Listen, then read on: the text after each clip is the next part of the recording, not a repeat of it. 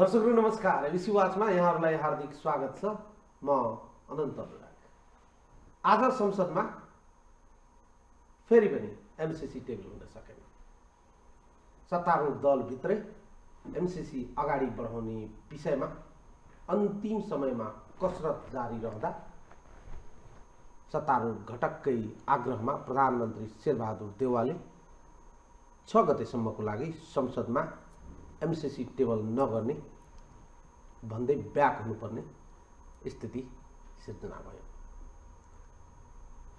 MCC pass वा fail हुने विषय तपसिलका विषयवस्तुहरू हुन्। राजनैतिक दलहरू न्यूनतम मूल्य मान्यता पद्धतिबाट सञ्चालित हुनुपर्दछ, सुविचारित हुनुपर्दछ, जनतालाई देशलाई केन्द्रमा राखेर आफ्ना गतिविधिहरू सञ्चालन गर्नुपर्दछ।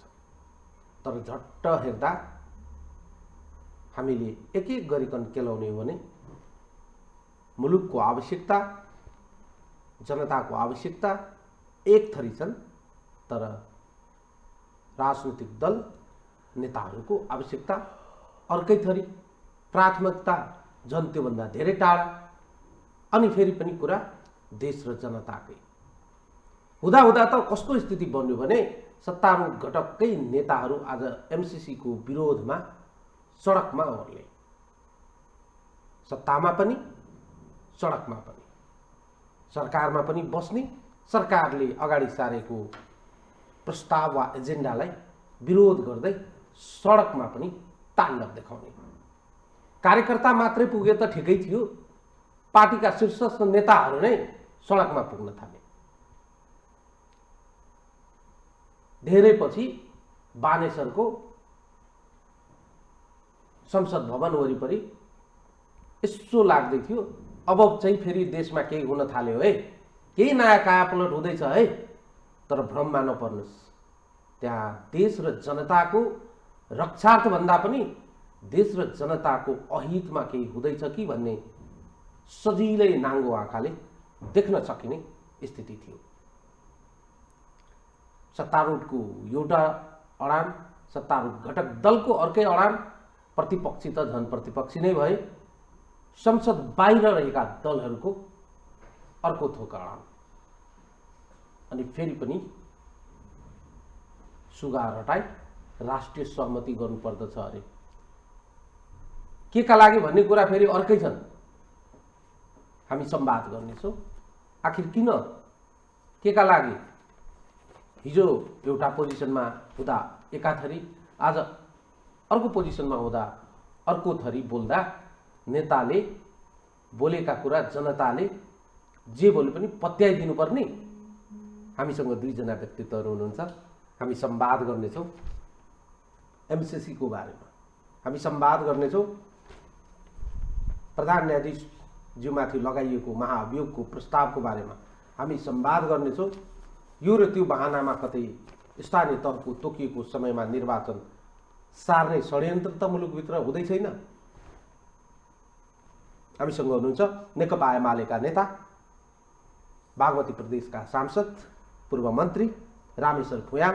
हामीसँग हुनुहुन्छ नेकपा समाजवादीका नेता मेटमणि चौधरी, उहाँ पनि सँगै सांसद हुनुहुन्छ नेकपा समाजवादीबाट।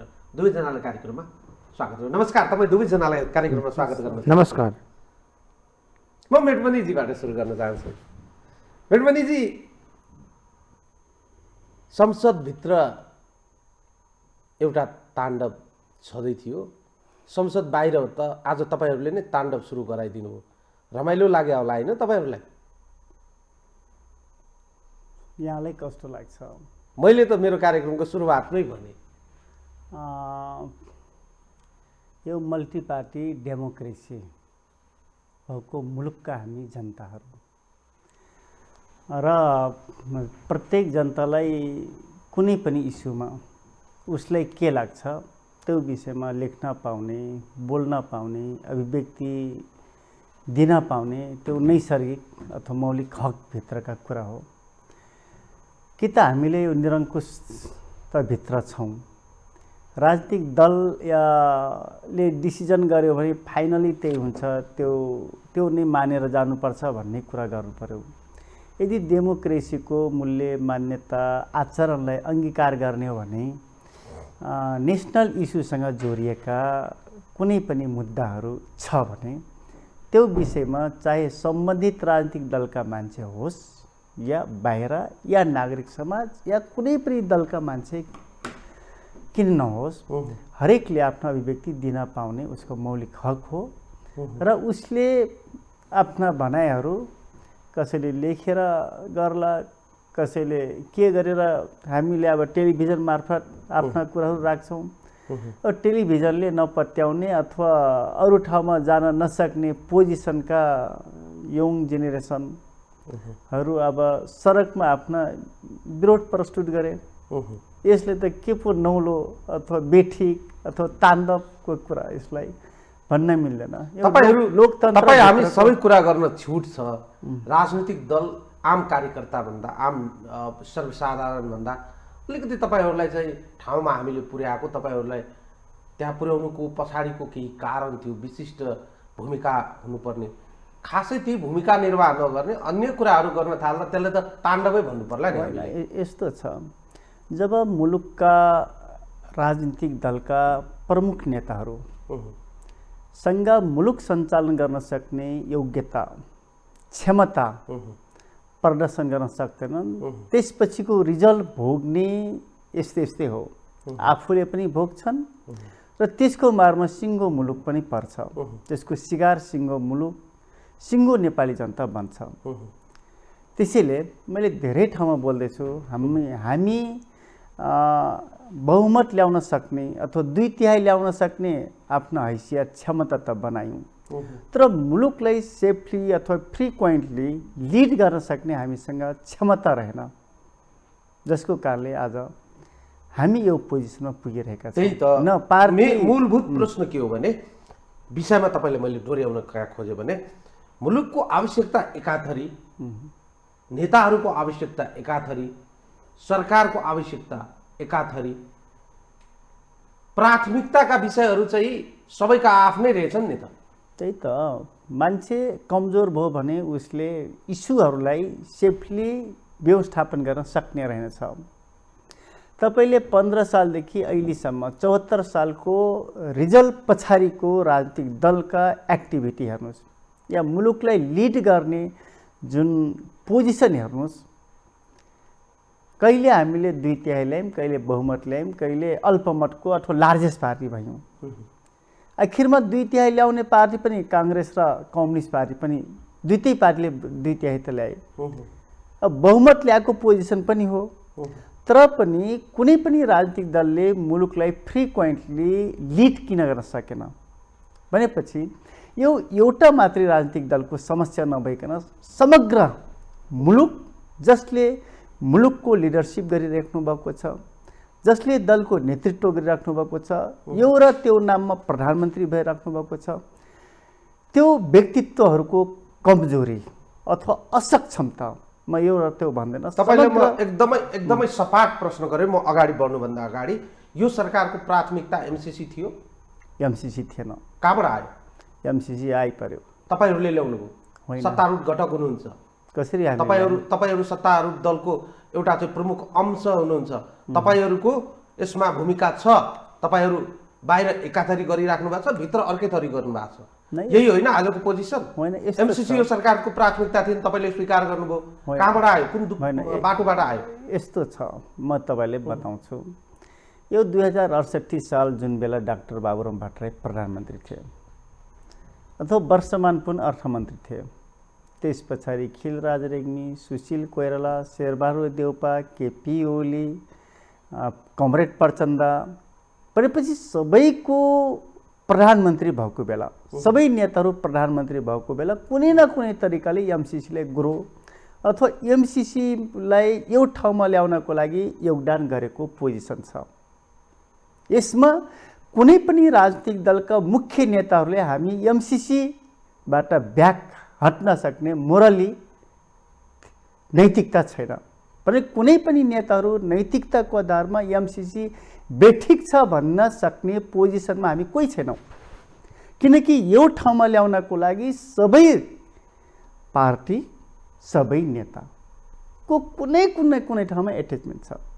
जस्तै केपी ओलीको पालामा या देउपा शेरबहादुर देउपा त मलाई के लाग्दैछ भने बेस्ट मान्छे लाग्दैछ। किनकि यिनीले एमसीसी पास गर्नको लागि यिनको राजनीतिक दल या पार्टीले जे भूमिका खेलेको छ बेठिक भए पनि बेठिकै भनिरहेको छन्। यद्यपि नेपाली जनताहरूको जुन साइकोलोजी छ एमसीसी एन्टी छ। यद्यपि काङ्ग्रेसले यसले पास गरेर जानुपर्छ भनिरहेको छ, काङ्ग्रेसको यसमा योगदान छ। तपाईहरु विरोध गरिराख्नु भएको छ। तर यही कुरामा कमरेड प्रचण्डले भाग्न पाउनुहुन्न। किनकि कमरेड प्रचण्ड अध्यक्ष भएको बेला प्रधानमन्त्री बाबुराम भट्टराई थिए। एकपटक स्वयं आफै अध्यक्ष आफै प्रधानमन्त्री भएको बेला एमसीसीलाई यो ठाउँमा ल्याउनको लागि योगदान गरेका छन्। अनि केपी कमरेडले आफू प्रधानमन्त्री भएको बेला, विष्णु पौडेल अर्थमन्त्री भएको बेला एमसीसीको विषयमा केही एग्रिमेन्टहरू गर्नुभएको छ। त्यसपछि 75 साल 25 गतेको दिन क्याबिनेट डिसिजन गरेर टेबल गर्नको लागि डिसिजन भएको छ। त्यसैले आज केपी कमरेडले पनि एमसीसी पास गर्ने कुराबाट ब्याक हट्न सक्नुहुन्न। मोरलिक कुरा हो। यदि उहाँ राजनेता हो भने न कमरेड प्रचण्डले त्यसबाट पछि हट्न सक्छ। तपाईहरु ब्याक भइराख्नु भएको छ अहिले। होइन, यो तपाईहरु एमालेबाट अलग भएपछि तपाईहरुको पोजिसन सत्तारूढ घटक भित्रै पनि तपाईहरु प्रचण्डको लाइनमा हुनुहुन्छ। माधव कुमार नेपालजी प्रचण्डको लाइनमा हुनुहुन्छ। यति बेला प्रचण्ड र उसको लाइन होइन, हामी मन परेन। यद्यपि केपी ओली अध्यक्ष भएको बेला या प्रधानमन्त्री भएको बेला हामी पनि नेकपा एमाले थियौँ। आंशिक रूपमा हाम्रो पनि योगदान रहनुपर्छ। त्यसमा यदि कमी कमजोरी भएको छ भने हामी पनि त्यसको अंशियार हो। तर मुख्य नेता त थिएनौँ त। अहिले त मुख्य नेता हुनुहुन्छ नि त तपाईहरु। यो सरकार बनाउने कुरामा अहिलेको यो गठबन्धनको प्रमुख खम्बा तपाईँ हुनुहुन्छ। तपाईको पार्टी छ, तपाईको पार्टीको अध्यक्ष माधव कुमार नेपाल हुनुहुन्छ। तर एउटा पोजिसन त क्लियर गर्नु भएको छ नि एमसीसीको बारेमा। होइन, हामीले त भनिसकेका छौँ नि, MCC project Indo Pacific strategy भित्रको एउटा प्रोजेक्ट हो। बोलिसकेपछि हामी असंलग्न राष्ट्रका जनताहरू हामी कुनै पनि तरिकाले कुनै पनि राष्ट्रसँग एट्याचमेन्ट हुन चाहन्नौँ। सपोर्टको हिसाबले, सहयोगको हिसाबले सबै राष्ट्रसँग समान दूरी, समान डिस्टेन्समा रहन चाहन्छौँ। तर एउटा राष्ट्रसँग एट्याचमेन्ट भएर अर्को राष्ट्रको अब्जेक्सन गर्ने कुरा त्योभन्दा बाहिरका कुरा हो। तर नेपालमा कुनै एउटा राजनीतिक दलको कुनै नेता छ भने त्यो माधव कुमार नेपाल मात्रै हो एमसीसीसँग नजोडिएका कुरा। तपाईँ 68 सालदेखि 75 सालसम्म अथवा आजसम्म हेर्नुहोस्, जुन बेला माधव कुमार नेपाल प्रधानमन्त्री हुनुहुन्थ्यो त्यस बेला एमसीसी प्रोजेक्ट कुनै पनि अंशमा योगदान भएको छैन। त्यसैले माधव कुमार नेपाल कन्फिडेन्सको साथ, नैतिकताको साथ एमसीसी बेठिक छ भनेर आफ्नो विचारहरू, आफ्ना दृष्टिकोणहरू बोलिराख्नु भएको छ। तर यही कुरा अरू नेताहरू बोल्न सकिरहेको छैनन्। यद्यपि बोल्नुपर्छ। यदि नेता अथवा पार्टी हो भने अब यस्तो नेसनल इस्यु भइसकेको छ, सबै जनताहरू योसँग जोडिसकेका छन्, चासो राखिरहेको बेला गठबन्धनले के गर्छ, त्यसपछि हाम्रा भनाइहरू आउँछ, हाम्रा दृष्टिकोणहरू आउँछ भन्ने कुरा त यो भन्दा चरम अपर्च्युनिस्टहरू के हुन सक्छ। ठ्याक्कै तपाईँ कहाँ ल्याएर पुर्याउनु भयो भने लाभ र हानिको बिचमा एमसीसी फसेको छ। यसमा नेताको व्यक्तिगत लाभ हुन सक्छ, पार्टीको व्यक्तिगत लाभ हुन सक्छ। अहिले तत्काल लाभ नभई एमसीसीको आडमा चुनावी एजेन्डा बनाएर चुनावपछि लाभ लिने कुराको अन्तर्निहित विषयवस्तुहरू हुन सक्दछ। तपाईँले त्यो कुरा उठाउनु भयो। म आएँ रामेश्वर सर, तपाईँ त अर्थको जानकार पनि हुनुहुन्छ, एमसीसीको बारेमा अध्ययन पनि गर्नुभयो होला। ठ्याक्कै बताइदिनुहोस् त, मेटमनीजीले बताए जस्तै एमसीसीको बारेमा यो र त्यो बहानाबाट देशका मूलभूत रूपमा रहेका ठुला दलहरू हिजोका दिनमा एउटा पोजिसन, आजको दिनमा अर्कै पोजिसन बनाएर पन्छिन सक्ने अवस्थामा सकिन्छ। तपाईँले सोध्नुभएको प्रश्नमा म के जान्न चाहन्छु भने विक्रम सम्वत 2068 देखि बनेका सबै सरकारहरू एमसिसी का बारेमा जानेकार पनि छौँ, जिम्मेवार पनि छौँ। अब के गर्ने भन्ने बारेमा संसदमा दर्ता भएको प्रस्ताव अथवा विधेयक सभामुखले छलफलमा ल्याउनुहोस्। हामी नेपाली जनताले बुझ्ने गरी, सुन्ने गरी प्रतिपक्षका हिसाबले हाम्रो भूमिका के हुनुपर्छ जनतालाई चित्त बुझाउने गरी काम गर्न तयार छौँ। त्यसो गर्नको लागि एम्पायर आफूलाई भन्ने, तर सभामुखले रोकेर राख्न पाइन्छ। अर्को कुरा, राजनीतिक दल सम्बन्धी ऐनले जे प्रबन्ध गरेको छ, पार्टीको सदस्य कायमै नभएकाहरूसँग बसेर संसदमा बहस छलफल गर्न सकिन्न। गैर सांसदहरूसँगै बसेर हामी त्यो छलफल गर्न सक्दैनौँ। त्यसैले गर्दा सबभन्दा पहिला सभामुखले आफ्नो भूमिका प्रष्ट गर्नुपर्छ, होइन भने मार्ग प्रशस्त गर्नुपर्छ। तपाईहरु पनि अपर्चुनिटी खोजिराख्नु भएको छ। उहाँले अघि के भन्नु भने एमसिसी भित्र पनि लाभ र हानिको सवाल निहित रहेको छ। म एउटा प्रश्न तपाईँ मार्फत आम जनतासँग बहस गर्न चाहन्छु। चुनाव अगाडि सहमति गरौँ, चुनाव पछाडि यो एमसिसी टुङ्गोला भनेको तपाईँले एकजना शीर्ष नेताले भनेको टेलिभिजनहरूबाट प्रसारण सुन्नुभएको छ। त्यहाँ षड्यन्त्र छ भने बुझिँदैन र? यो विषय जहाँनिर आइरहेको थियो, यही बिचमा किन महाभियोग आइपुगेको छ? न्याय प्रणालीमा ठुलो अव्यवस्था छ, त्यसलाई शुद्धिकरण गर्नै पर्छ। तर त्यो कहिले सुरु गर्ने? हिजो हरिकृष्ण कार्कीको प्रतिवेदन आएको भोलिपल्ट, 1 महिनापछि अथवा 3 महिनापछि कहिले थियो? त्यसैले यी प्रश्नहरूमा के देखिन्छ भने षड्यन्त्रको बीच स्थानीय तहको निर्वाचन नगराउने पनि अर्को षड्यन्त्रको बीच धेरैवटा नाटकहरू खेल्न प्रयास तर म के देख्दिनँ भने कुनै पनि नाटकहरू सफल हुँदैन। 2079 साल वैशाखको 30 गते निर्वाचन सम्पन्न पनि हुन्छ। जेठको 6 गते 10 बजे नयाँ पदाधिकारीहरूले बहाल गरेका हुनेछन्।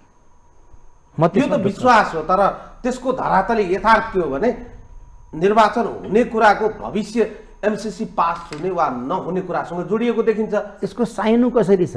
जोड्न नचाहे पनि जोडिएको देखिन्छ। साइनो राष्ट्रिय राजनीतिलाई अहिले ओझेल पारेको कुनै विषयवस्तुले छ भने त्यो एमसिसी हो। सरकारले निर्वाचन घोषणा गरेको छ, निर्वाचनको तयारीको सवालमा निर्वाचन आयोग तयारी गरिराख्या होला, तर निर्वाचन आयोगको तयारीले मात्रै निर्वाचन हुने कुरामा विश्वास गर्ने आधार देखिन्न। राजनीतिक दल तयार हुनु पर्यो, जनता तयार हुनु पर्यो, निर्वाचनको माहौल तयार गर्नु पर्यो।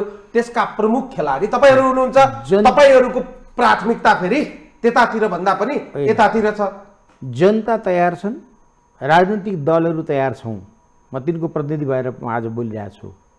र माहौल भन्नुभयो, जब राजनीतिक दल र जनता तयार हुन्छन्, सरकार तयार हुन त बाध्य छ। किनभने संविधान मान्छ होइन यो सरकारले, कानुन, निर्वाचन, स्थानीय तह सम्बन्धी ऐन मान्छ।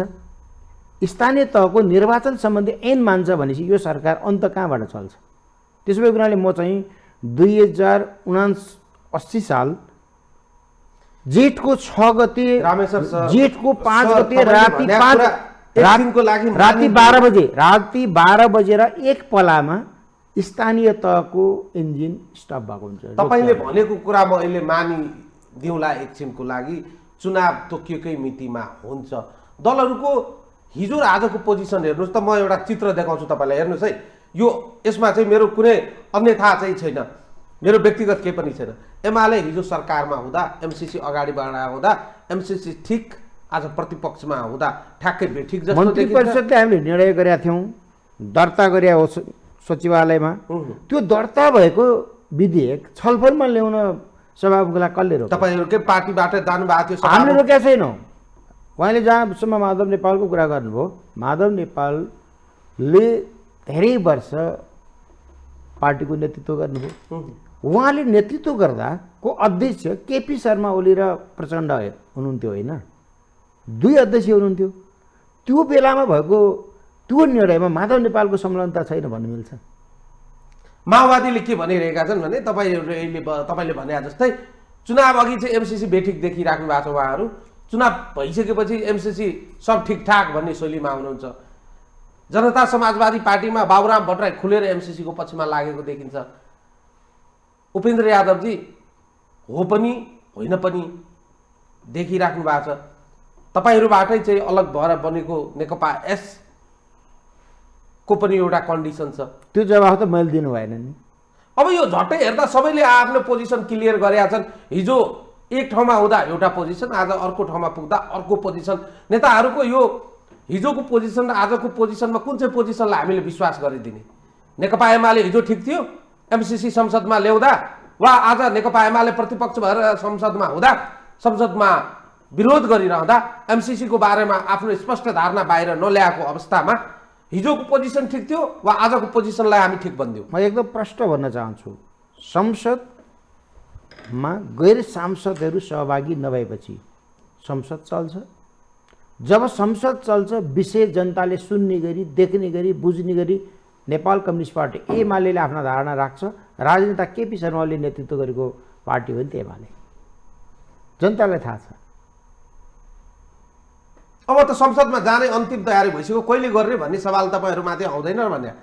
कहिले गर्ने भने राजनीतिक दलको रूपमा तपाईँहरूको दायित्व भन्दैन, प्रतिपक्षीको रूपमा तपाईँहरूको दायित्व भन्दै यो देशका जल्दा बल्दा विषय वस्तुहरू चाहिँ सबै जनता विभाजित भइसके, पत्रकार विभाजित भइसके, नेता विभाजित भइसके, पार्टी विभाजित भइसके, बौद्धिक जमात विभाजित भइसके। कोही बाँकी छन् यो देशमा जो एमसीसी का बारेमा दुईटा खेमामा उभिएका छैनन्? संसदको निर्णय संसदको नियम अनुसार हुनु पर्दैन, त्यसको बसाइ हुँदैन। त्यसमा संसदै हुनको लागि गैर संसद संलग्न भएपछि संसद होइन। प्रतिनिधि सभा हुन त्यहाँको वैध सदस्यले मात्रै प्रतिनिधित्व गर्नुपर्छ। दल सम्बन्धी कानुन मान्नु पर्दैन, संविधान मान्नु पर्दैन। सबैले सूचना टाँस गर्नै पर्ने हो नि। सम्मान्य सभामुखज्यूले अरूका लागि त टाँस गर्नुभयो, 14 जनाका लागि गर्नु भएन। त्यो सूचना टाँस गर्ने भन्दा बाहेक अरूको विकल्प छ र? संवैधानिक विकल्प चाहियो, कानुनभित्रको विकल्प चाहियो नि। यसमा तपाईँ सहमत हुनुपर्ने हो। मैले आम जनतासँग पनि यो विषय प्रश्न राख्न चाहन्छु। सर, तपाईँहरू पनि कानुनलाई मान्नुहुन्छ। कुनै पनि विषयवस्तुहरू सर्वोच्चको विचाराधीन विषयवस्तुहरू छन् भने ती विषयवस्तुहरू तत्कालको लागि चाहिँ पेन्डिङ पनि हुन्छन् नि। होइन, सर्वोच्चमा छैन यो विषय। यो विषयलाई चाहिँ थाती राखेर मुलुकलाई अगाडि बढाउनु पर्ने दायित्व तपाईँहरूमाथि छैन। गैर सांसदलाई राखेर निर्णय गर्न मिल्छ। गभर्नरले बाहेक अरूले हतारो भयो भने सही गरिदिन मिल्छ? आज पनि तपाईँहरू चाहिँ आज पनि नोट बन्नको लागि, मुद्रा बन्नको लागि गभर्नरले बाहेक अर्कोले सही गर्न मिल्छ र? सांसदले बाहेक अरूले प्रतिनिधित्व गर्न मिल्छ र संसदमा? सवाल त गैर संसदको हो, गैर सांसदहरूको उपस्थितिको कुरा हो। त्यो तपाईँहरूले भनेर हुन्छ र भने कानुनले भन्नु पर्यो, संविधानले भन्नु पर्यो। मैले कानुनभित्रैबाट भने मैले कारबाही हुने भनेपछि, सूचना टाँस हुने भनेपछि गरिदिनु परेन? रामबहादुर बादलहरूको चाहिँ सूचना टाँस हुने, बाँकी 14 जना किन नहुने? तत्कालै तपाईँहरूले भने जस्तै मितिमा गर्नुपर्छ भनेर त्यहाँ तोकिएको छैन नि। एउटा समयावधि ड्युरेसन छ, त्यो समयावधिभित्र चाहिँ सभामुखजीले चाहिँ पत्रचार गर्ने कुरा। कति समयभित्र? 15 दिनभित्र? त्योभन्दा पछि? कानुनमा भएको कुरा त उहाँले लागू गर्नु पर्यो।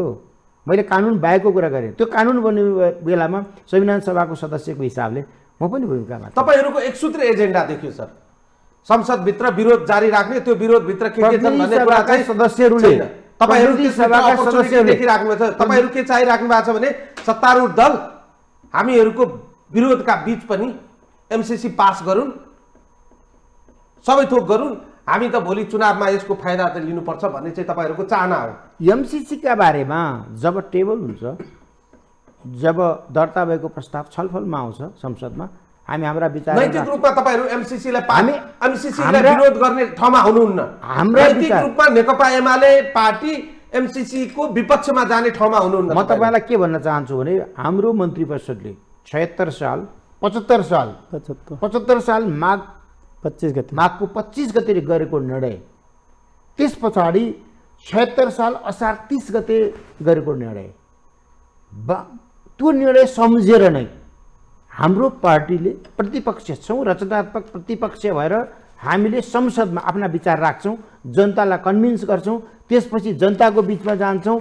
हामीलाई जनताले जितायो हामी कुर्सीमा बस्छौँ, होइन भने हामी भुइँमा बस्छौँ। त्यही त ठ्याक्कै कहाँनिर त्यो प्रणालीको त्यो प्रणाली जनताले बहुसंख्यक जनताले एमसीसी मुर्दाबाद राजनीतिक दलहरू जिन्दाबाद भन्ने ठाउँमा पुग्यो। तपाईँले कहाँ गर्नुभयो? तपाईँ हेर्नुहोस् 76,000 भन्दा बढी चाहिँ एमसीसी को बारेमा ट्विट हुन्छ, जनता विभक्त हुन्छ, नेताहरू विभक्त हुन्छ। यसमा तपाईँको प्रश्नमा म के भन्न चाहन्छु भने हामी प्रत्यक्ष प्रसारण त तपाईँहरू गरिहाल्नुहुन्छ होला, हामी जब लाइभमै छौँ। हामी जब यसलाई भने होइन संसदको, हजुर हाम्रो पार्टीको तर्फबाट राजनेता केपी ओलीले आफ्ना विचारहरू राख्नुहुन्छ, पार्टीको निर्णय राख्नुहुन्छ। जब प्रक्रिया अगाडि बढ्छ र नेपाली जनताले चित्त बुझाएर त हामी 2/3 पनि ल्याएका हौँ हिजो, फेरि अर्को बहुमत सृजना गर्न जनताको भावनालाई पनि सम्बोधन गर्ने गरी, हिजोका आफ्ना निर्णयहरूलाई पनि सम्बोधन हुने गरी नेपाल कम्युनिस्ट पार्टी एमाले रचनात्मक प्रतिपक्षको भूमिका खेल्छ। सिधै भन्नुहोस् त हामी एमसीसी पास गराउँदैन भन्ने अर्थ लाउन सकिन्छ नि तपाईँको बुझाइबाट? त्यो पत्रकार त्यो पत्रकार मेरो मित्रको भनाइ हो, हाम्रो पार्टीको भनाइ हामीले अर्थ्याउन पाइयो नि। पार्टीको भनाइको पार्टी हास्य र मैले यी भने हाम्रो पार्टीको भनाइ हो, पार्टी केन्द्रीय कमिटीको बैठकले गरेका निर्णयहरू हाम्रो पार्टी अध्यक्ष राजनेता केपी शर्मा ओलीले संसदमा राखिरहेको भएको, संसद खोल्न दिनुहोस् न। गैर सांसदहरूसँग बसेर संसदको अवरोध गर्ने तपाईहरु कारक होइन। संसद भनेको त्यो नयाँ सडकको पिपलको बोट हो र? होइन होला नि। नयाँ सडकको पिपलको बोट जस्तै हो त संसद। त्यहाँ त निर्वाचित र कारबाही नभएका प्रतिनिधि त्यहाँ रहनु पर्यो। जब दलले नै कारबाही भएपछि त सामान्य नागरिक भइहाल्नु भयो नि 14 जना। तपाईहरु त सांसद नै हुनुहुन्न अहिलेसम्म एमालेको नजरमा, तर संसद त गइराख्नु भएको छ मान्य मेटमणि चौधरीज्यू। यस्तो छ, हिटलरले भुट्ल्याएका कुखुराको जस्तै चेतना स्तर भएका मान्छेहरूको अभिव्यक्ति जस्तै मलाई लाग्छ। हिटलरले भुट्ल्याएको कुखुराको जतिको पनि चेतना स्तर मैले मानेन। नेकपा एमालेको सचिव हुनुहुन्थ्यो काठमाडौँ जिल्लाको, तर पनि उहाँलाई थाहा भएन जुन बेला केपी ओली पार्टीको अध्यक्ष थिए, प्रधानमन्त्री थिए, नेकपा कम्युनिस्ट पार्टीभित्र विद्रोह भयो। नेकपा एमाले अथवा नेपाल कम्युनिस्ट पार्टीको संसदीय दलमा सर्वसम्मत थियो, नेपाल कम्युनिस्ट पार्टीभित्र सर्वसम्मत थियो, सर्वसम्मत कहीँ थिएन। त्यसबेला केपी ओली र हाम्रो बिचमा त्यसबाट नेपाल कम्युनिस्ट पार्टी थियो नि त। कम्युनिस्ट पार्टी भएको बेला भुट्ल्याएका कुखुराहरूले कारबाही गर्नुको कुनै तुक हुन्छ, कुनै अर्थ हुन्छ? र फेरि हामीले एकीकृत समाजवादी पार्टी निर्माण गर्ने भनेको संवैधानिक व्यवस्था अनुसार कुन कुन अङ्ग अथवा कम्पोनेन्टहरू कम्प्लिट गरेर पार्टी बन्नुपर्छ, सबै कम्पोनेन्टहरू कम्प्लिट गरेर पार्टी निर्माण गरेका छौँ। आज ओलीका सन्तान, ओलीका चाकर नोकर दासहरूलाई मन परेन भन्दैमा गैर सांसद भन्न मिल्छ? बरु मैले यहाँहरूलाई के भन्न चाहन्छु भने जसले प्रतिनिधि सभा भङ्ग गर्यो, ल हेर्नुहोस् संविधान लिएर आउनुभएको छ, नेपालको संविधानको 76 देखि 9 सम्मको धारा हेर्नुहोस्। के प्रतिनिधि सभा भङ्ग गर्न सक्ने हैसियत प्रधानमन्त्रीले राख्छन्? केपी ओलीले राख्न सक्छन्? राख्न नसक्ने, जबरजस्ती प्रतिनिधि सभा भङ्ग गर्ने, कानुनी राज्यको जुन धज्जी उडाउने, यी सारा काम गर्ने, त्यसका पछि लाग्ने मान्छेहरू, यहाँ त मानव रूपी मानवको आकृति भएका दास मात्रै देख्छु म त। त्यस्तो चेतना भएका, कम्तीमा प्रतिनिधि सभा भङ्ग गर्न पाइँदैन, केपी ओलीले गरे, यो गल्ती भयो भन्न सक्नुहुन्न यो उहाँहरूले? भन्दै गर्दा हिजो केपी त्यसैले शर्मा ओलीसँग हुँदा तपाईँ पनि दास जस्तै थिए भन्ने स्वीकारोक्ति हो। हरेक पटक ओलीले गरेका हरेक स्टेपको अब्जेक्सन गरेका छौँ। जुन बेला ओली शक्तिशाली थिए, प्रधानमन्त्री थिए, त्यस बेला सिङ्गल व्यक्ति सिङ्गल सांसद हुँ। 75 साल 74 सालको जुन सांसदमा बजेट प्रस्तुत भयो, नीति तथा कार्यक्रम प्रस्तुत भएको थियो, त्यस बेला बोल्ने आँट भएको मान्छे म हुँ। त्यसैले रामेश्वर कमरेड जुन बेला म सानो थिएँ, त्यस बेला रामेश्वर कमरेड काठमाडौँ जिल्लाको नेकपा एमालेको सचिव हुनुहुन्थ्यो। आज यो उमेरमा हुनुहुन्छ, तर पनि चेतना स्तर देख्दा बडो दुःख लागिरहेछ मलाई। पार्टीका नेताले बेठिक गर्यो भने बेठिक भन्न सक्ने आँट गर्नुपर्छ। मेरो अध्यक्ष माधव नेपालले यदि गल्ती गर्नुभयो भने म सिधै तपाईँ गल्ती गर्नुभयो, करेक्सन गर्नुहोस् भन्छु। तर उहाँहरूले ओलीले सारा कोल्याप्स गरिरहेछ, प्रतिनिधि भन्नाले संविधान कोल्याप्स गरिरहेछन्, सिस्टम कोल्याप्स गरिरहेछन्, कानुनी राज्यको धज्जी उडाउँदैछन्। आज उसकै पछि भुट्ल्याएका कुखुरा जस्तै, त्यो खालको चेतना जस्तै पछि लाग्ने, हिँड्ने यस्तै मान्छेहरूको कारणले पार्टी कोल्याप्स हुनेछ। आज तपाईँ हेर्नुहोस् अब नेकपा तपाईँ एमालेका नेता कार्यकर्ताले ओलीका दास बन्दिनुभयो। तर अहिले के देखिएको छ भने नि मान्यज्यू, तपाईँ अन्यथा नलिनुहोस् होला, नेकपा एमालेको हिजोका दिनमा सबैभन्दा दोस्रो वा पहिलो ठाउँमा बसेर पार्टी चलाएको माधव कुमार नेपाल अहिले प्रचण्डको पुच्छर जस्तै हिँड्नु भएको छ भने आरोप ठाडै अहिले माधव कुमार नेपालमाथि लागेको छ। माधव कुमार नेपाललाई प्रचण्डज्यूले जे भन्नुहुन्छ उहाँ त्यही गरिराख्नु भएको छ। अहिलेको स्थिति यो होइन र? हामीले हाम्रो दृष्टिकोण अनुसार, नेपाली समाजको मनोविज्ञान अनुसार, नेपाली समाजको जुन हरेक विषयले हेर्ने एटिच्युडको आधारमा हाम्रा पोलिसी बन्छ। त्यसपछि त्यो पोलिसी कम्युनिस्ट आन्दोलन, कम्युनिस्ट पार्टीसँग एट्याचमेन्ट छ कि छैन, टाइअप हुन सक्छ कि सक्दैन, त्यो आधारमा हाम्रा त्यो कार्यक्रमहरू बन्छ। कसले भन्छ? हिजो त प्रचण्डसँग पार्टी मिलाउने माधव नेपाल हो अथवा अरू पार्टीका मान्छे हो? प्रचण्डसँग 5 बुँदे 6 बुँदे सहमति गर्ने मान्छे भनेको त केपी ओली हो। त्यसैले केपी ओलीसँग कुरा मिलेन। हामी त कमरेड प्रचण्ड र हामी मिलेर केपी ओलीलाई त कारबाही गरेका थियौँ। तर यिनी सारा खालका सेटिङ गरेर फेरि पनि जोगिएका छन्। त्यसैले तपाईहरु पनि परमादेशको आधारमा सरकार बनाउनुभयो, अहिले चाहिँ फेरि ठ्याक्कै जुन बाटोबाट आउनुभयो, जसको सहयोगमा आउनुभयो, सुन्नुस्, उहाँलाई नै तपाईहरु चाहिँ छिर्के दौलाउनु भयो। त तपाईले नेपालको संविधान हेर्नुहोस्, 76 को 1 मा 2 मा 3 मा सबैभन्दा धेरै बहुमत ल्याउने सरकार बनाउने, यदि सकेन भने 2 दल मिल्ने, त्यसपछि भएन भने लार्जेस्ट पार्टी हुने सरकार बन्ने प्रोसेस त यही होला नि। त्यसैले हिजो हामी ठुलो पार्टी भयौँ, पर ठुलो पार्टी भइसकेपछि त्यसमा सबैको योगदान के ठुलो पार्टी भनेको के नेकपा एमालेको भोटले मात्रै हामी लार्जेस्ट पार्टी भएका छौँ? नभए नेकपा एमालेको भोट र नेपाली काङ्ग्रेसको भोट डिफ्रेन्सेस भनेको 45,095 भोट मात्रै हो। तर हामीले प्रत्यक्षतर्फ 80 ठाउँ जितेका छौँ, काङ्ग्रेस जम्मा 23 ठाउँ मात्रै चुनाव जितेको छ। कारण के हो भने माओवादी पार्टीको पनि 13 लाख भोट त्यसमा थपिएको छ। माओवादी र नेपाली काङ्ग्रेसको भोट डिफ्रेन्सेस भनेको 18 लाख भोट कम छ, तर पनि उसले 36 ठाउँ 13 ठाउँ बढी जितेको छ, किनकि हाम्रो 30 लाख भोट पनि थपिएको छ। हुँदा हुँदै राप्रपाको भोट पनि थपिएको छ, गिलासको भोट, स्वतन्त्र मान्छेलाई सूर्य चिन्हका उम्मेदवार बनाएर हामीले चुनाव लडाएका छौँ। त्यसैले के हो भने केवल नेकपा एमालेको भोटको कारणले मात्रै लार्जेस्ट पार्टी बनेको छ। अब तपाईहरुको एउटा पोजिसन हेर्नुस् है, हामी अलिकति चाहिँ ब्याकमा गयो धेरै अलिकति, तर सवाल के हो भने तपाईहरु हिजोका दिनमा जुन कारणले यो सरकार निर्माण गर्नुभयो त्यसका थुप्रा कुराहरू छन्। तपाईले जे आरोप लगाइराख्नु भएको छ, 2 पटक चाहिँ संसद विघटन भयो, संविधानले न्यायालयले त्यो कुरा चाहिँ गलत भनिदिएपछि उहाँहरू त्यसलाई स्वीकार गर्नु भएको छ। त्यो कुरा चाहिँ त्यो च्याप्टर गर्नु भएको छैन। यहाँ कति दम्बी हुनुहुन्छ, एक पटक विघटन गर्नुभयो फेरि विघटन गर्नु भएको छ, स्वीकारेको हो। दोस्रो पटक पनि उहाँहरूले चाहिँ सर्वोच्चले निर्णय गरिसकेपछि उहाँहरू म मान्दिनँ भने त छैन नि, उहाँले सर्वस्वीकार गरेर तपाईहरुसँगै हुनुहुन्छ। तर सवाल के हो भने उहाँहरूले संविधानका कुरा, न्यायका कुराहरू मान्दै गर्दा तपाईहरुले पनि मान्नुपर्ने होला। वा यो देशका हरेक नागरिकले तत्त ठाउँमा बसेका ठुलादेखि बडासम्मले वा सानादेखि ठुलासम्मले मान्नुपर्ने होलान्। तर संसदभित्रको मुखिया, संसदको सभामुख पनि कानुनभित्र, कानुनको परिधिभित्र बस्नुपर्ने होला। एउटा केसमा एक थरीको व्यवहार देखाउने, अर्को केसमा अर्को थरीको व्यवहार देखाउँदा चाहिँ तपाईँलाई बेठिक लाग्दैन? एकदम ठिक क्वेसन गर्नुभयो।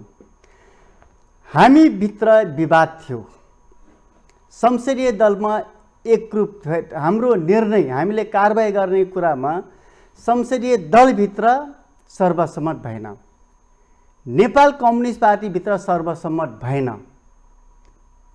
तर बादल लगायतका मान्छेहरूले कारबाही गरिराख्दा अथवा टोप बहादुर राई माझीहरूले कारबाही गरिराख्दा अथवा अर्कोले कारबाही गरिराख्दा संसदीय दलभित्र सर्वसम्मत निर्णय थियो, केन्द्रीय कमिटीभित्र सर्वसम्मत निर्णय थियो, जसको कारणले सभामुखले कारबाही गर्नुपर्ने पोजिसन आयो।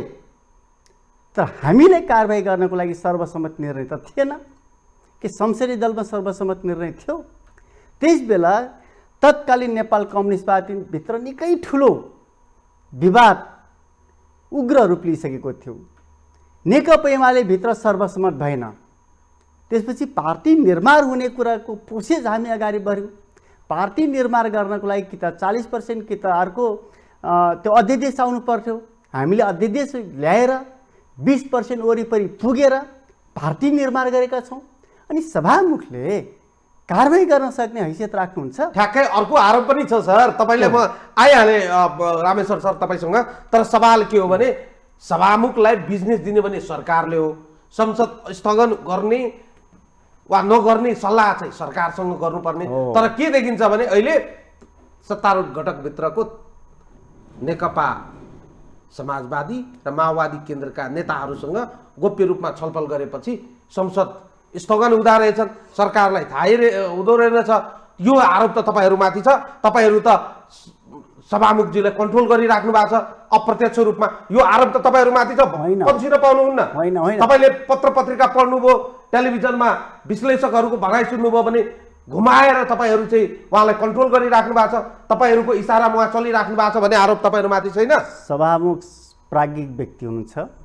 सभामुखले आफ्ना पोलिसीभित्र रहेर सबै खालका डिसिजन गर्न सक्ने उहाँ ल्याकेट, हैसियत, क्षमता उहाँ राख्नुहुन्छ। यसमा कुनै समस्या छैन।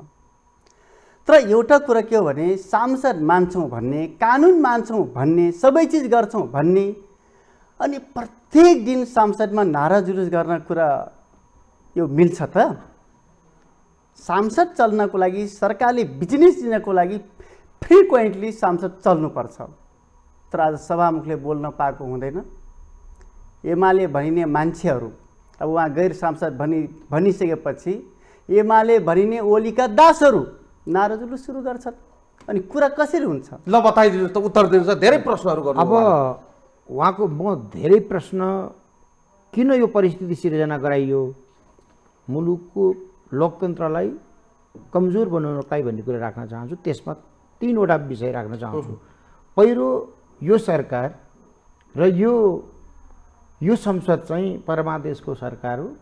परमादेशको प्रधानमन्त्री हुनुहुन्छ, परमादेशको प्रतिनिधि सभा हो।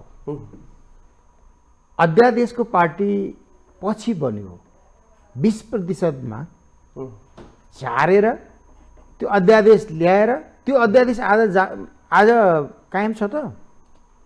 यस्तो षड्यन्त्र छ। त त्यसका लागि 2 कारण छन्। 2 कारणले नेपाल कम्युनिस्ट पार्टी नेकपा फुट्यो। एउटा कारण के हो भने 2/3 परिस्थितिमा नेकपा एमालेको 9 महाधिवेशनमा माधव कुमार नेपालले हार्नुभएको थियो। हार स्वीकार गर्न सक्नु भएन।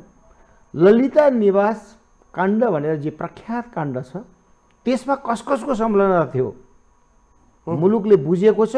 यी 2टा कारणले नेपाल कम्युनिस्ट पार्टी फुट्यो।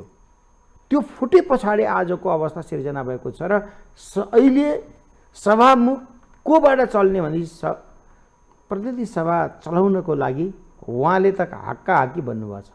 प्रचण्डले जे भन्नुहुन्छ त्यही गर्छु, मेरो नेता प्रचण्ड हो। सभामुख पनि हो नि त, ठिक छ। दलका तर्फबाट निर्वाचित भएर सभामुख हुनुभयो, म त्यो कुरा मान्छु। तर संसद जस्तो गरी चल्नु पर्दैन। राज्यका 3 अङ्गहरू न्यायपालिका, व्यवस्थापिका र कार्यपालिका, तिनको आफ्नो नियमबाट चल्नु पर्दैन, संवैधानिक ढङ्गले चल्नु पर्दैन। नचले पछाडिको यो अवस्था हो। यतिखेर गैर सांसदलाई हाजिर गराएर यो संसद चल्छ भन्ने कल्पना गर्नु बेकार कुरा हो। तपाईँ यो भन्दै हुनुहुन्छ ललिता काण्ड लगायतमा मुछिएका पात्रहरू जोगिनको लागि त्यसको आडमा परमादेशबाट बनेको सरकारमा अध्यादेशबाट बनेका पार्टीहरूको सांसद उपस्थिति अवश्य हो। होइन, म के स्वीकार गरिरहेको छैन भने त्यो अध्यादेशसम्म पुग्नु अगाडि नै सूचना जारी गर्नुपर्दथ्यो। त्यसैले यो षड्यन्त्र छ। त्यो षड्यन्त्र यतिखेर मुलुक षड्यन्त्रमा फसेको छ।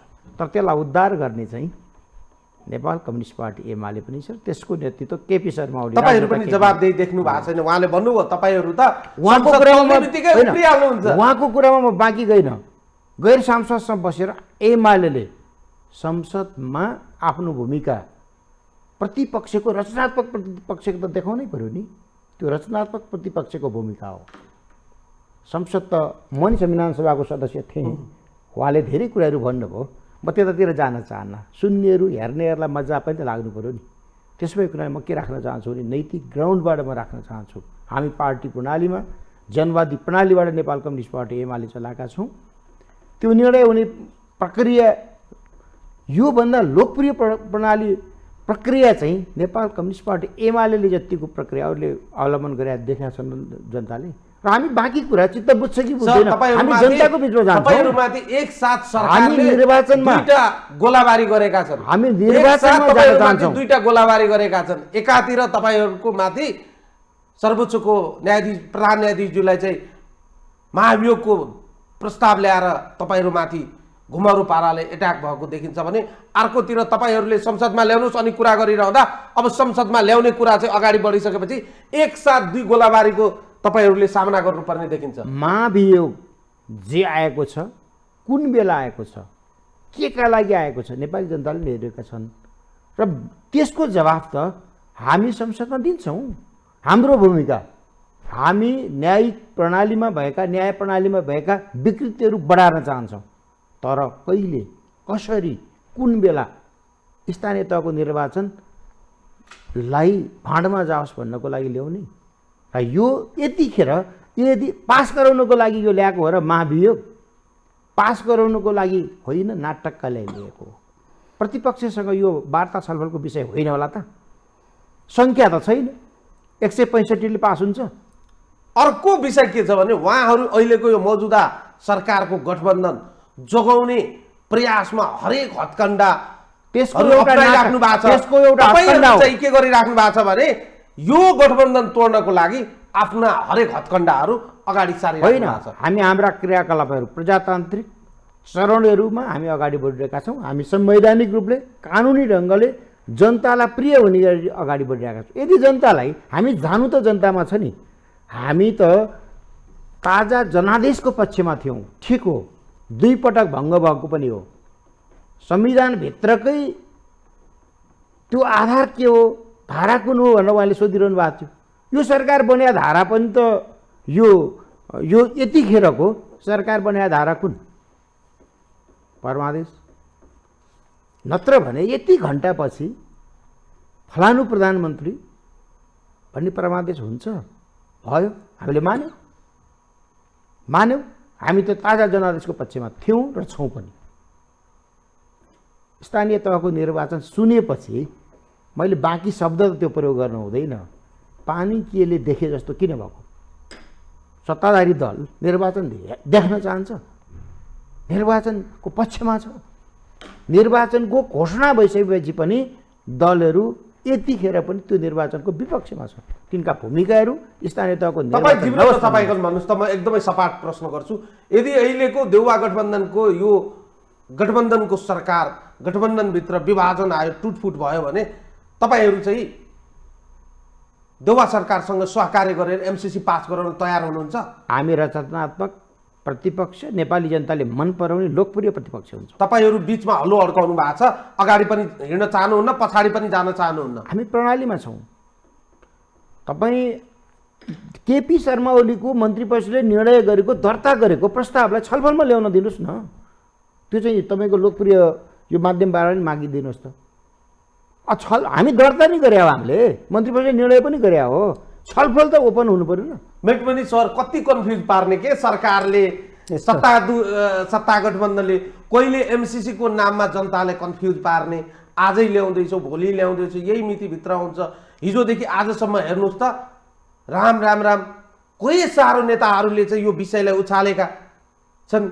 संसदमा भोलि एनी हाउ चाहिँ प्रस्ताव पारे संसदमा टेबल हुन्छ भनेर भने होइनन्।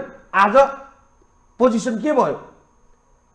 एमसीसी पनि यो सरकारको प्राथमिकताका विषयहरू थिएनन्, त्यही आखिर प्राथमिकताका विषय भए।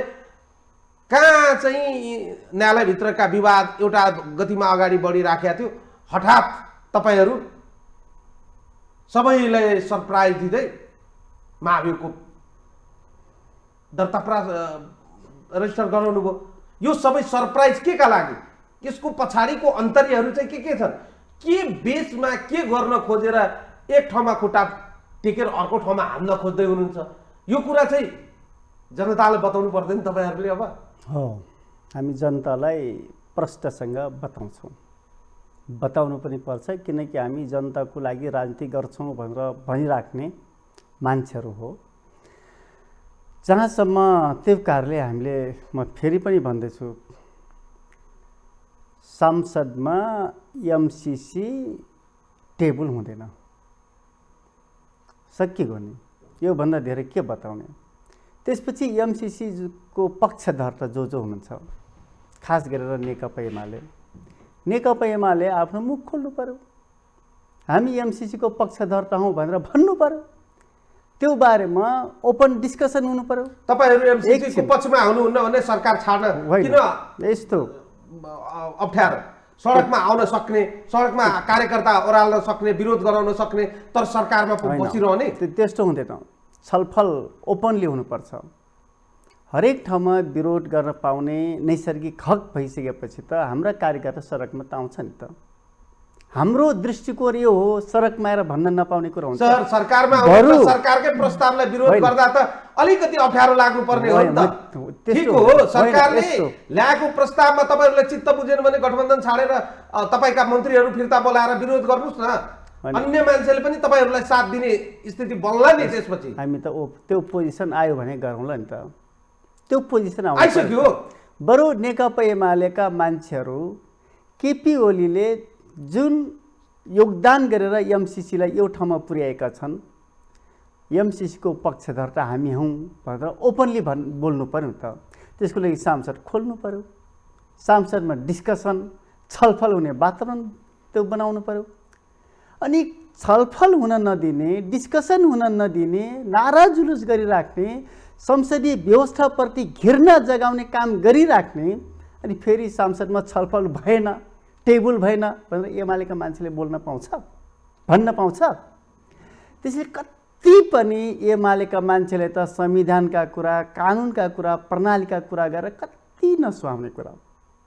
फ्रेस म्यान्डेटको कुरा गर्नुहुन्छ कमरेडहरू। फ्रेस म्यान्डेट भनेको के हो थाहा छ यहाँहरूलाई? पहिलोपटक सर्वोच्चले फैसला गरिराख्दा फ्रेस म्यान्डेटको बारेमा के व्याख्या गरेको छ? प्रत्येक 5 वर्षमा हुने निर्वाचनले फ्रेस म्यान्डेट, ताजा म्यान्डेट भनिरहेको छ। तर कमरेडहरूको बुझाइ के छ भने 6 महिना, 2 महिना, 3 महिनामा चुनाव गर्ने कुरालाई फ्रेस म्यान्डेट भन्नुहुन्छ। त्यसैले ताजा जनादेशको नाममा 5 वर्ष हो ताजा जनादेश। त्यसले संविधानका, कानुनका सारा चिज कुरा गर्ने हो भने भोलिदेखि सांसद खोल्नुपर्छ। ओलीका मान्छेहरू, नेकपा एमाले भनिने मान्छेहरू सांसद खोल्नुपर्छ। त्यसपछि ओपनली एमसीसीको विषयमा डिस्कसन गर्नुपर्छ, सारा दुनियाँले सुन्ने गरी। कुन राजनीतिक दलका सांसदले के बोल्छ त्यो सुन्नु पर्यो नि त।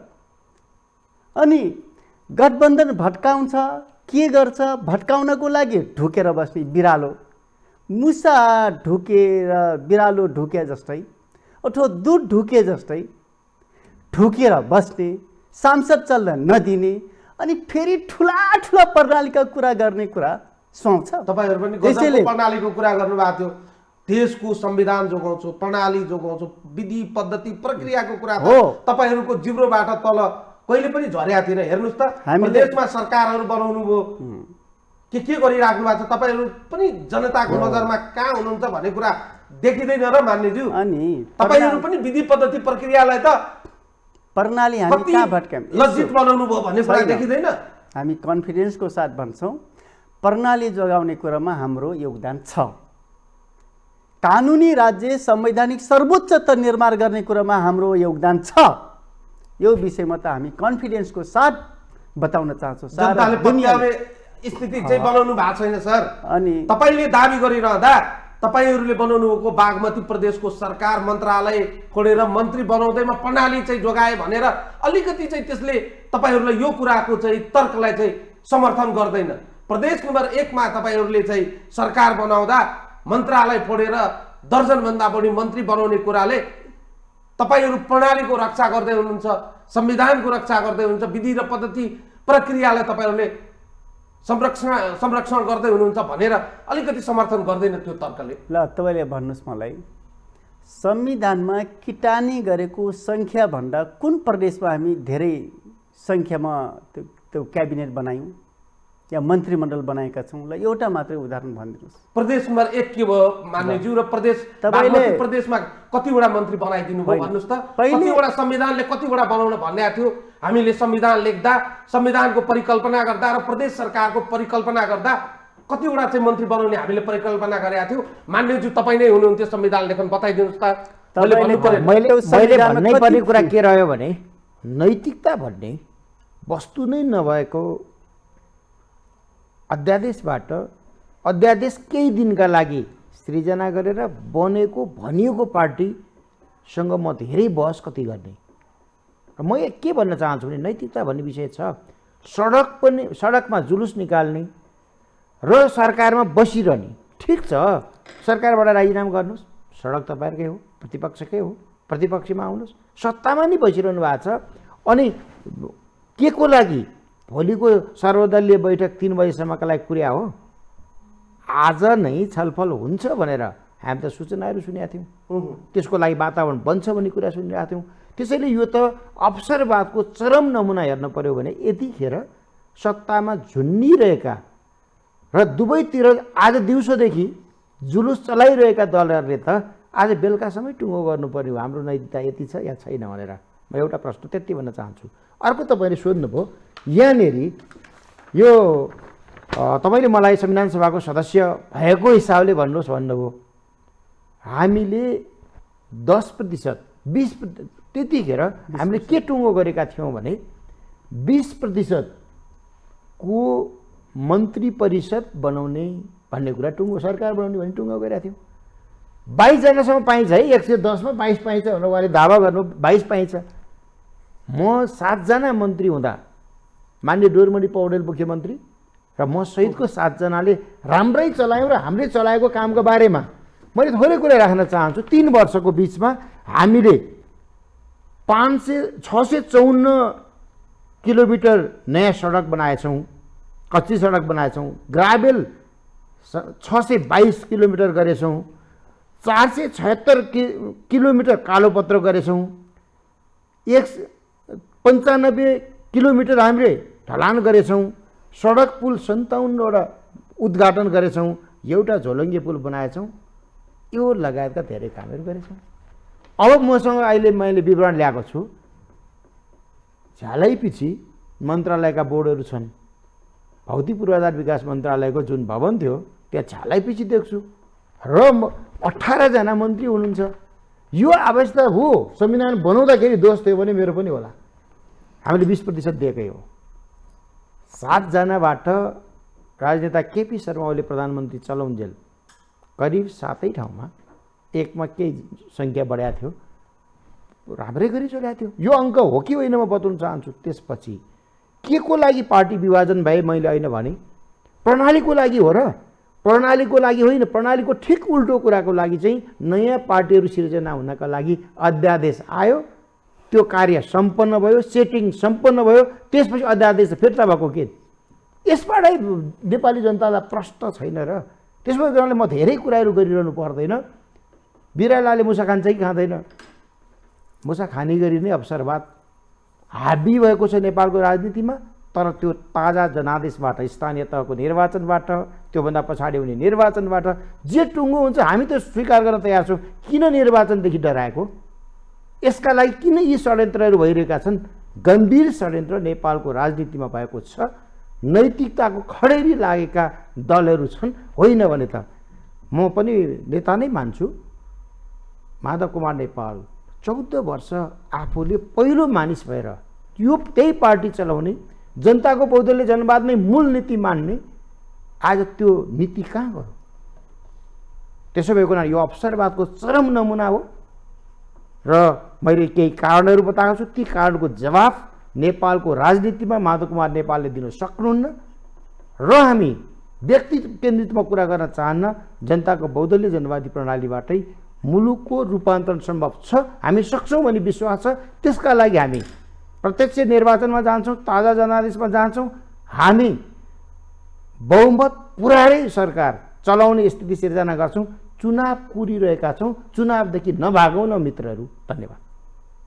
मेटपट्टि सर कस्तो भयो भने अघि उहाँले बडो गजबको कुरा गर्नुभयो। महाभियोगको दर्ता प्रस्ताव दर्ता गर्नुभयो। सङ्ख्याले तपाईँहरूसँग महाभियोग पारित गराउने सङ्ख्या छैन। त त्यसको लागि पनि नेकपा एमालेको मुख ताक्नै पर्यो तपाईँहरूले। अर्कोतिर एमसीसी संसदमा लैजाने कुरा गरिराख्नु भएको छ। एमसीसीमा पास गराउने सङ्ख्या सरकारसँग त्यसै पनि छैन। तपाईँहरू पनि सरकारको साथमा हुनुहुन्न। माओवादी केन्द्र पनि सरकारको साथमा छैन। त्यसै त्यो लुहेर जाने स्थिति बन्यो। यता एमसीसी पनि फेल, उता महाभियोग प्रस्ताव पनि फेल। पासै नहुने, गर्नै नसकिने कुरामा किन चाहिँ बलमिच्याइ गरिँदैछौँ हामी? फेरि सहमतिको नाममा एक दिन सारौँ न त, 2 दिन सारौँ न त, केही दिन समय लिउँ न त भन्ने शैली अपनाएर यो अनन्तकालसम्मको दोहोरी मञ्चन कहिलेसम्म सर? यस्तो छ, यो नैतिकता भन्ने चिज छ नि, यो नेकपा एमालेसँग भेट कहिले नहुने भयो। नैतिकता र नेकपा एमाले यो प्यारलाली सङ्गठन जस्तै लाग्छ, भेटै नहुने। त्यसपछि कमरेडले भन्नुभयो जबजको पहिलो विशेषता संविधानको सर्वोच्चता, दोस्रो कानुनी राज्य, बहुलवादी समाज, आवधिक निर्वाचन, यस्तै 13-14 विशेषताहरू छ। के यो सबै चिजलाई ओली पार्टीले मानेको छ त? अथवा ओलीले नेतृत्व गरेको नेकपा एमाले मानेको छ, स्वीकार गरेको छ त? स्वीकार त गरेको छैन। त्यसैले म के भन्छु भने यो ओली पार्टी र नैतिकताको भेट कहिले नहुने भयो। र दोस्रो कुरो, यति किलोमिटर के बनाउनु भयो भनेर भन्दै हुन्थ्यो। यो त सङ्घीय सरकारले पैसा दिएको र उहाँहरूले तलब खाएर श्रमिकहरूलाई लगाएर बाटो निर्माण भएको कुरा, यो त हामीले भुल्नु हुँदैन नि कि उहाँहरूले बनाएको। उहाँहरू प्रदेश सरकारमा हुनुहुन्थ्यो। प्रदेश सरकारमा हुँदा सङ्घले पैसा पठायो, त्यो पैसाले सडकहरू श्रमिकहरूले बनाए। त्यसले यस्ता गफहरू नगरे हुन्छ। र जहाँसम्म तपाईँले यो महाभियोगको कुरा गर्नुभएको छ, महाभियोग यो पोलिटिक्स अथवा राजनीति आफूलाई प्रोटेक्ट पनि गर्नको लागि आफ्ना स्टेपहरू चाल्छ। तपाईँलाई म बताऊँ, विद्यादेवी भण्डारी, केपी ओली र चोलेन्द्र शमशेर जो प्रधान न्यायाधीश, राष्ट्रपति र पूर्व प्रधानमन्त्री, 3 जना मिलेर 14वटा सांसदको विषयमा एउटा सेटिङ गरेर अगाडि बढेका थिए। अग्राधिकारको आधारमा चोलेन्द्र शमशेर लगायतका न्यायाधीशहरू गलत तरिकाले फैसला गर्ने तयारी गरेका थिए। त्यत्रो अन्ध्यारो कोठामा बसेर षड्यन्त्र गर्न हुने, त्यसको डिफेन्स स्वरूप महाभियोगको कुरा आएको छ। कम्तीमा चोलेन्द्र शमशेर जस्तो बेठिक मान्छे पेन्डिङमा त गए नि त। अहिलेसम्म जति यो मुलुकको सर यस्तो भन्नु न, उहाँले अघि भन्नुभयो ललिता काण्डमा तपाईँका नेताहरू पनि मुछिएका छन्, उहाँहरूलाई जोगाउनका लागि यो रचिएको एउटा षड्यन्त्र हो भनेर भन्दा फरक हुन्छ र गलत हुन्छौँ हामी? माधव कुमार नेपाल प्रधानमन्त्री हुनुहुन्थ्यो जुन बेला ललिता काण्ड भनिएको छ। अनि प्रधानमन्त्री भएको मान्छे कुन ठाउँ कोसँग सेटिङ गरेर कोसँग पैसा लिएर ललिता काण्ड घट्यो त बताउन सक्नुहुन्छ? प्रधानमन्त्री भइसकेपछि सम्बन्धित विभागका मन्त्रीले ल्याइसकेपछि त्यसले डिसिजन गर्ने कुरा हुन्छ। र फेरि ललिता निवास भनेको किसानहरूको मोही जग्गा किसानहरूलाई दिने कुरा त संवैधान कानुनी रूपमा व्यवस्थापन छ, आधा आधा जग्गा दिने कुरा। अनि कानुनलाई फलोअप गर्दाखेरि किसानको पक्षमा निर्णय गर्दाखेरि माधव नेपालले बेठिक निर्णय गर्यो भन्न मिल्छ? तर फेरि केपी ओली जस्तो हरेक ठाउँमा जोडिने कुरा, पैसासँग यहाँ झापाकै जग्गाका कुरा सुन्नु भएको छैन? पैसा लिएर मान्छेलाई बिक्री गर्ने कुरा, लिजमा दिने कुरा, के त्यस्तै कुरा हो र माधव नेपाल र ललिता निवासको कुरा? त्यसैले जसले जे सोच्छ नि, जे गर्छ नि, त्यो अरूलाई त्यस्तै आरोप लगाउँछ। ल भनिदिनुहोस्, माधव नेपाल र ललिता निवासको बिचको सम्बन्ध के? अथवा त्यसलाई जनताहरूको नाममा गराउँदाखेरि माधव नेपालको स्वार्थ के थियो? त्यो कुरा बताउनु पर्यो नि त। से हावातालले माधव नेपाल र ललिता निवास अर्को बरु नुन ल्याउँदा समेत यहाँबाट लिची, किसानले लिची पठाउँदा समेत एउटा लिचीमा समेत कमिसन खाने, त्यत्रो महामारीको बेला कोभिडको औषधि भ्याक्सिन ल्याउँदा, मास्क ल्याउँदा, सेनिटाइजर ल्याउँदा हरेक युनिटमा कमिसन खाने केपी ओली अरूलाई पनि यस्तै सोच्ने रहेछन्। त्यसैले माधव नेपाल तपाईँ अघि आफै भन्नुभयो सर, हामी माथि षड्यन्त्र गर्न खोज्दा हामीले चाहिँ हो महाभियोग लगाइ, कसैले तपाईँलाई अट्याक गर्यो के डिफेन्स गर्न त परेन? जोसुकै होस्, मैले तपाईँमाथि अट्याक गर्ने प्रयास गरेँ संस्थागत गर्दैन नि सर, प्रणालीलाई संस्थागत गर्छ यसले। अनि हामीले देशमा प्रणालीलाई संस्थागत गर्नको लागि जुन हिजोका दिनमा प्रतिबद्धता गरेका थियौँ, त्यो प्रतिबद्धताको तहत यो चलेको छ। अनि प्रधान न्यायाधीश भइसकेपछि आफ्नो दायित्व, आफ्नो जिम्मेवारी मात्र निर्वाह गर्ने कि कसैसँग सेटिङमा बेठिक काम गर्ने?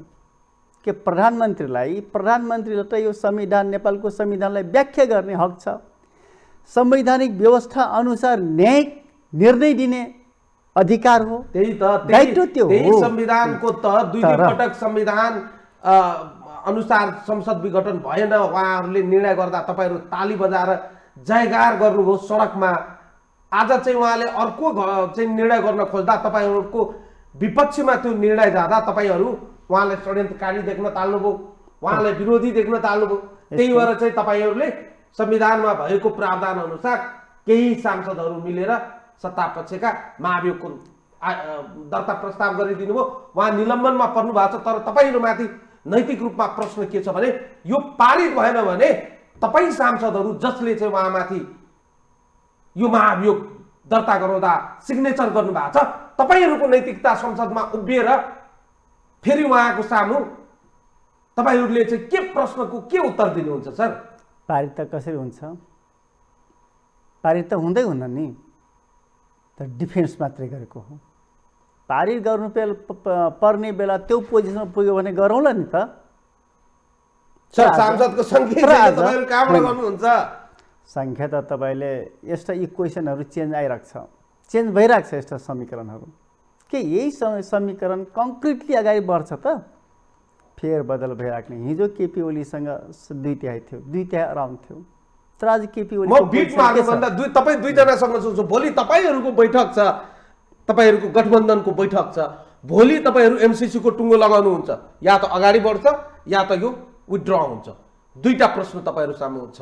यो विथड्र भयो भने मान्छेहरूले भन्न थालेका छन् एमसिसी अगाडि बढ्यो भने निर्वाचन हुँदैन, निर्वाचन गराउने भने एमसिसी अगाडि बढ्दैन।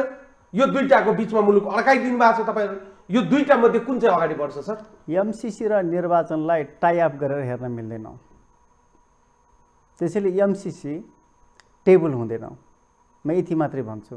तर चुनाव चाहिँ संवैधानिक व्यवस्था अनुसार चुनावमा टाइममै हुन्छ, किनकि हामी संविधानका कुरा, कानुनी राज्यका कुरा गरिरहेको बेला चुनाव हुँदैन भनेर म भन्दैन। चुनाव हुनुपर्छ, चुनाव हुन्छ, तर एमसिसीको कारणले चुनाव ब्याक अथवा पछाडि हुने कुरा हुँदैन। केही थप्नुहुन्छ सर? संसद जस्तो गरी सांसदहरूबाट चल्छ, गैर सांसदहरू सहभागी हुँदैनन्। तपाईहरूको विरोध निरन्तर रहन्छ। दोस्रो कुरा, तपाईहरू ब्याक हुनुहुन्न। दोस्रो कुरा सर्वदलीय जुन बैठक छ भोलि 3 बजे, 5 गते 3 बजे, तीनरी विषय टुङ्गो हुन्छ। जुलुसमा सामेल हुनुहुन्छ या सरकारमा रहनु होला। 2, तेस्रो कुरा परमादेशबाट आउनुभयो। कार्यपालिकामा पनि प्रधान न्यायाधीशले भाग खोज्नुभयो, राजीनामा गर्नु पर्यो। त्यो नैतिक जिम्मा लिनु पर्दैन गठबन्धनमा रहनेहरूले? के नैतिकताको प्रश्न गरिरहनु भएको? त्यसो भएको हुनाले मैले के देखिरहेको छु भने संसद चल्ने अवस्थामा पुग्छ सरकार रहने गरी। सरकार जस्तो गरी चल्छ कि चल्दैन? कसको सरकार भनिरहेको छैन नि त। ठिक छ, उहाँले सङ्ख्याको कुरा गर्नुभयो। 165ले राखेको प्रस्ताव भनेको त केवल नाटकको लागि र नेपाली जनतालाई भ्रम पार्नका लागि थियो, षड्यन्त्रपूर्ण थियो। त्यो कुराको प्रकट हुन्छ। त्यो प्रकट भइसकेपछि नेपाली जनताले कस्तो नैतिकताविहीनहरूको हातमा राजनीति पर्यो भनेर प्रश्न गरिरहनेछन्। त्यो प्रश्न हामी जनताको बिचमा जान्छौँ, ताजा जनादेश लिन्छौँ। अबको हामीलाई बहुमतमा रोक्न कुनै पनि शक्तिले सक्दैन। जनताको आशिष हामीलाई हुन्छ। हामी आशीर्वादका लागि जनतामा जान्छौँ। केही छ? हामी आशीर्वादका लागि जनतामा जान्छौँ। केही छ मेटमनी सर? के बिटमा छ? सांसद 2 पटक भङ्ग हुँदा दुवै पटक यो ठिक छ यसको पक्षमा नारा जुलुस गर्ने मान्छेहरू सांसद चल्न दिने कुरै हुँदैन। किन? संसदीय प्रणाली उहाँहरूले मन परेको छैन, पच्या छैन। कुकुरलाई घिउ नपच्या जस्तै यहाँहरूलाई संसदीय प्रणाली, संवैधानिक सर्वोच्चता, कानुनी राज्य पच्या छैन। त्यसैले नारा जुलुस गर्नुहुन्छ, तलब थाप्नुहुन्छ, नारा जुलुस गर्नुहुन्छ, अरूलाई गैर सांसद भन्नुहुन्छ। गैर सांसदहरू त उहाँहरू हो। प्रतिनिधि सभा भङ्ग भएको छ, त्यसको पक्षमा नारा जुलुस गर्नुहुन्छ, अनि अहिले अरूलाई गैर सांसद भन्दै हुनुहुन्छ। त्यसरी त म पटक भन्दैछु, कति नैतिकताका कुरा त कति नसुहाउने कि एमालेका मान्छेले बोल्दा। कुनै नैतिकता, कुनै आचार। जनताले तपाईँ हामी जोसुकै बोल्दा, हामीले गरेका व्यवहार, हामीले गरेका काम, तपाईँहरू सबैजना हामी जनताको परीक्षाको कसीमा हुन्छौँ। जनता हिजोका जस्ता चिन्तनबाट धेरै पर पुगेका छन्। जनता साँच्चीकै आफैले निर्णय गर्न सक्ने अवस्थामा पुगेका छन् हाम्रा जनता जनार्दन। पक्कै पनि तपाईँहरूले भोलिका दिनमा यावत जति पनि प्रश्नहरू गरिराख्नु भएको छ यो रेकर्डेडमा छन्, जनताको मन मस्तिष्कमा रहेका छन्। सही गलत खुट्याउने जिम्मा जनताको हो। त्यो भनेको आवधिक निर्वाचन हो। आवधिक निर्वाचनपछि दुधको दुध र पानीको पानी छुट्टिने कुरा त छँदैछ। तर मुलुकमा अहिले जे मञ्चन भइरहेको छ, न यो मुलुकको अहिलेको आवश्यकता हो, न जनतालाई चित्त बुझेको छ। नेताहरू सोचुन्, सरकारले जनताको प्राथमिकताका विषयवस्तुहरूलाई प्राथमिकता दिउन्। निर्वाचन जुन घोषणा भएको छ, निर्वाचनको तयारीमा राजनीतिक दलहरू त्यतातिर केन्द्रित हुनुपर्ने अहिलेको समयको माग हो। त्यतातिर सबैको ध्यान जाउन् भने चाहिँ आम रूपमा सामाजिक सञ्जाल, सडकमा हिँड्दा, बसमा हिँड्दा, सार्वजनिक ठाउँमा जाँदा यही कुराहरू सुनिएको छ। म एउटा जनताको प्रतिनिधि पनि हो, म आफै पनि जनता हो र एउटा संसारकर्मीको हैसियतले जे सुन्छु त्यो तपाईँहरूमाझ राख्ने एउटा प्रतिनिधि पात्रको हैसियतले यति बताइरहँदा देशलाई पुनः ट्र्याकमा ल्याउने हो भने निर्वाचन बाहेक अर्को कुनै उपाय देखिएको छैन। जुन नाटक मञ्चन हामीले 1.5-2 वर्षदेखि हेर्दै आएका छौँ। तपाईँ दुवैजना आदरणीय नेताहरूलाई म धन्यवाद दिन चाहन्छु। समय र संवादको लागि धन्यवाद। दर्शकहरू, आजको लागि संवाद यति नै। सम्पूर्ण युनिटलाई पनि बिदा दिनुहोस्। नमस्कार।